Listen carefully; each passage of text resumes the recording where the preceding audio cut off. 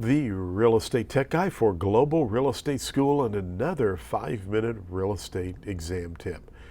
Yes, I have a little bit of a summer cold, I guess you could say. Well, summer's not going to be around too much longer, but I don't know if it was allergies or if it's a cold, but I have just got back from Mexico City, Mexico, and traveling a little bit. I was hoping I could do the 5-minute real estate exam tip for you. I did one from Mexico City, but the night before I left and yesterday during traveling, I did not, and I realized that. But I have done two multiple times during this month of August. And so today's the last day. I wanted to finish this up, and we're going to get right into the math problem. I have a math problem and a couple of other closing cost problems you could very well see on the real estate exam. So pardon my voice.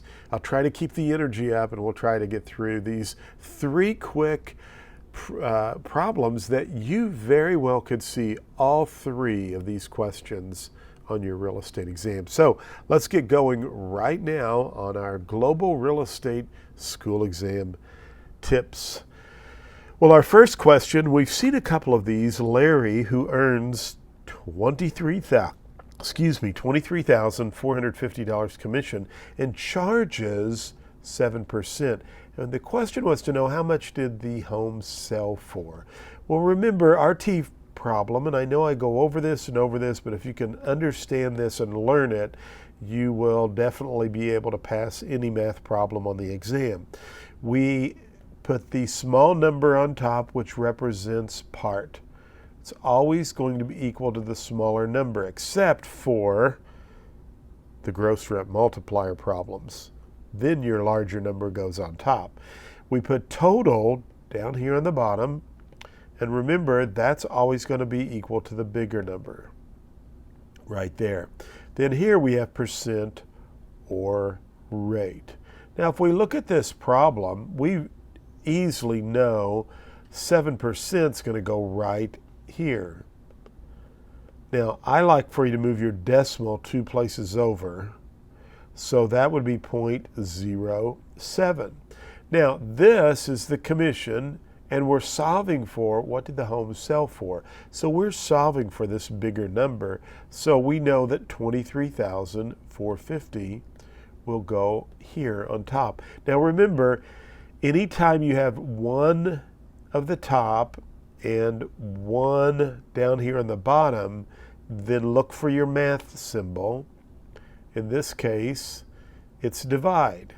So this will go in the calculator first. You always put that number on top in your calculator first, 23,450. We will divide that by what? 0.07, and that gives us $335,000. That's what the house sold for. So there's your answer. Now you can always double check this by taking the 335, multiplying it times 0.07, and you should get the 23,450. So don't let the math be too challenging. Just remember the part formula. Always put the smaller number on top and follow your math signs, whatever they tell you to do. So let's go on to the next problem, and it has to do with how will this commission, that really should, I shouldn't say commission rate, let me mark that out for us here. How does the commission show on the closing statement? So the commission that you're going to charge, how's that going to show on the closing statement? Will that be a debit to the buyer? No, it's not a debit to the buyer. Who normally pays the commission? Okay, a debit to the seller, well, that looks pretty good. A credit to the buyer? No.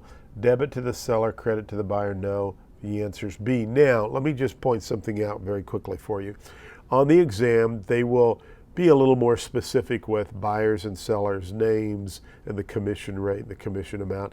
Then they'll want to say, how will the commission charged to the Smiths be shown on the closing statement?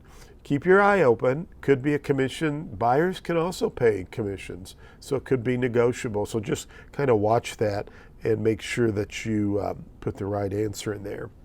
Well, we're at 5 minutes. We have one more quick one here. How does the earnest money show on the closing statement? Is that a credit to the buyer? That looks pretty good. Is it a debit to the buyer? Now think about this. If you're buying a home for $500,000 and they require you to put $5,000 earnest money as a deposit, what would you like to bring to closing as the buyer? Would you want to have to bring another $500,000? I don't think so. You've already put $5,000 down. So you'd hope that you would only have to bring $495,000 to the closing.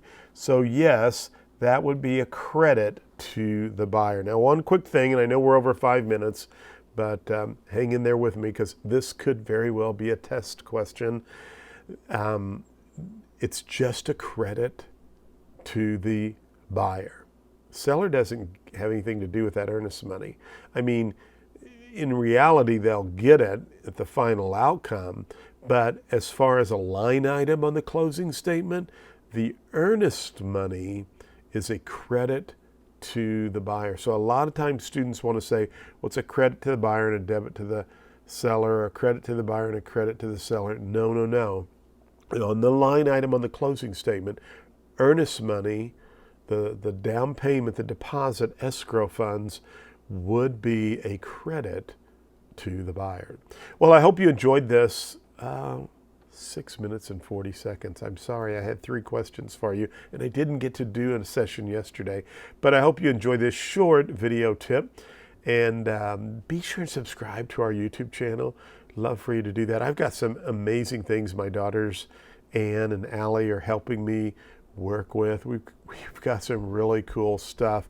So you need to subscribe so you can be the first to find out about some of this really cool test prep items that we're going to be bringing to you. So hit the subscribe button, hit the little bell, check us out on Facebook, Instagram, we're out there as well.